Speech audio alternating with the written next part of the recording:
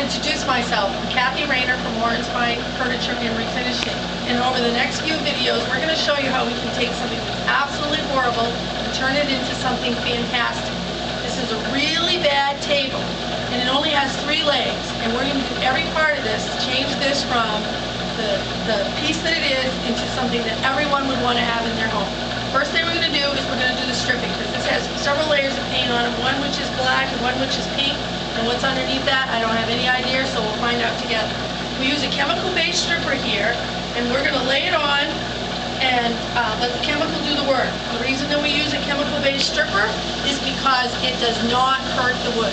If you use heat, you have a chance of burning the wood. If you use water, the water will raise the grain, break the glue joints, and make the wood so it'll never go back to the way it was.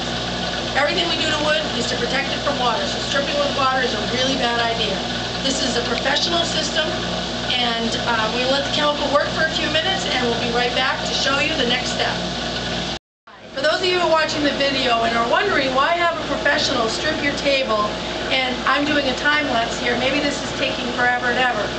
Right now, the only thing I'm doing is letting the chemical do the work, which is just a few minutes in between each take. What you're seeing is what I'm actually doing for work to do this table. If you try to do this at home, you got a couple things against you. Number one, if you use a stripper at home, a chemical stripper, you got to have a well-ventilated area.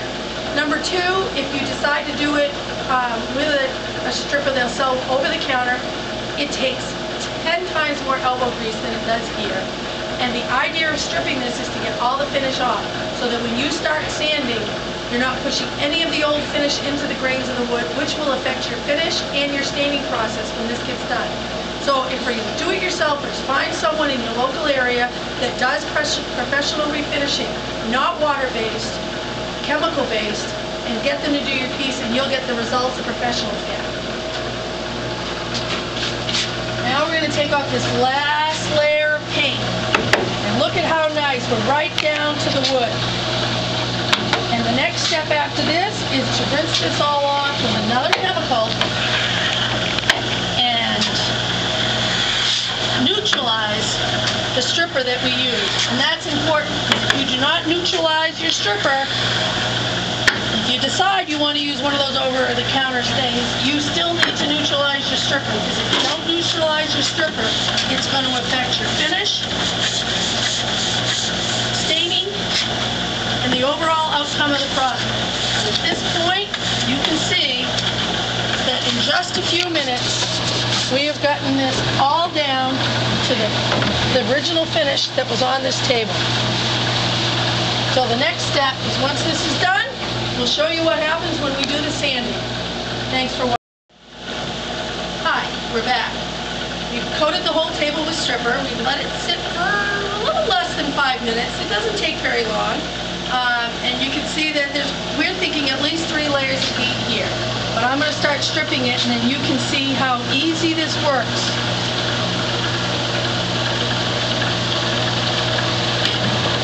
I will probably do a second strip on this table, because there is some layers that the chemical just didn't get quite down to yet. But you can see that it's taking off the black, the orange, which I thought was pink, and a white. And underneath is the old finish, which is a great thing to find, because when you get down to that, it's saving the wood from getting all the paint into the grain of the wood. That old finish is going to save us a lot of work.